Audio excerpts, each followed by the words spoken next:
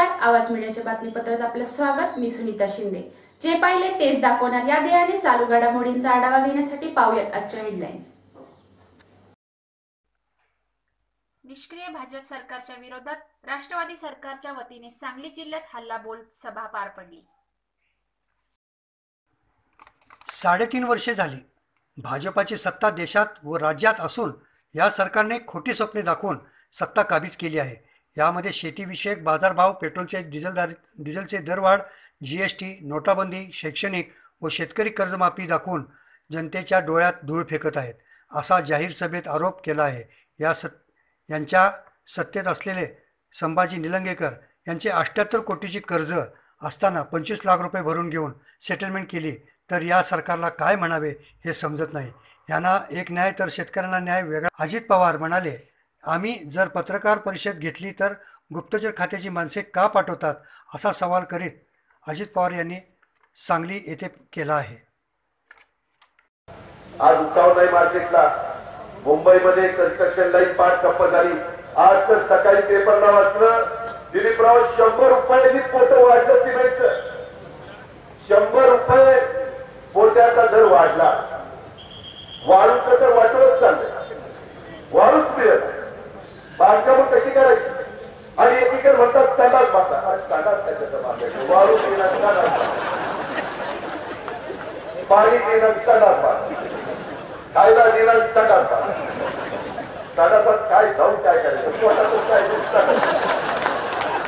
या अवस्थेवर तुमची माझी ही काय परिस्थिती आहे का? हे पटतं का तुम्हाला? सांगा ना। या पद्धतीचं सरकार आलंय। अहो, मागच्या काळामध्ये राज्याला एक दिशा देण्याचं काम केलं। राज्याच्या वतीनं दिल्लीमध्ये एक दबदबा निर्माण करण्याचं काम केलं। महाराष्ट्रामध्ये देशाच्या बरोबरीनं विकास झाला पाहिजे याबद्दलची भूमिका घेतली। आज काय घडतंय? आज आपण काय पाहतो?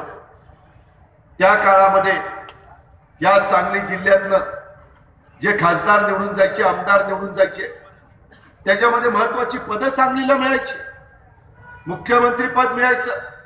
इव्हन आमच्या 15 वर्षाच्या कारकिर्दीमध्ये या सांगली जिल्ह्याला आणि सांगली शहराला 3 कॅबिनेट मंत्री, जयंत पाटील, RR पाटील, पतंगराव कदम, कधी मदनराव पाटील, 4 मंत्री दिलेले होते।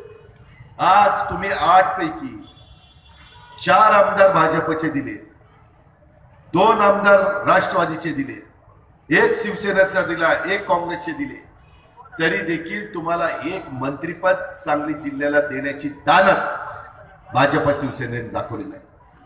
साहजिकच मंत्रिमंडळामध्ये जिल्ह्याला प्रतिनिधित्व मिळाल्यानंतर राज्याचा फायदा होतो, परंतु वाढपी ओळखीचा असेल तर ओळखीच्याला जरा जास्तीचं मिळतं।